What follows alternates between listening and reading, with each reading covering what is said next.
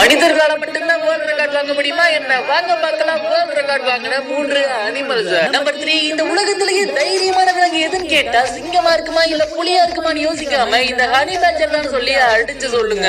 ஏன்னா விரட்டி விரட்டி குத்தி எடுக்கிற தேனீக்களோட தேன் கூட்டுக்குள்ளேயே போய் தேட திருடும் பட்டனை போட்டு தள்ளுற பாம்பையே கடிச்சு வைக்கும். சிறுத்தையை பார்த்து பயப்படாம சீரிக்கிட்ட அதுகிட்டே போகும். ஹைனாவை கண்ட இடத்துல கடிச்சு வச்சிரும். அவ்வளவே சிங்கத்தெல்லாம் பார்த்தா சிங்கமாவது அப்படின்னு சொல்லிட்டு அதையே எதிர்த்து நின்று சண்டை போடும். அவ்வளவு சில சமயங்கள்ல யானையவே சண்டை போடும்னா பாத்துக்கோங்களேன்.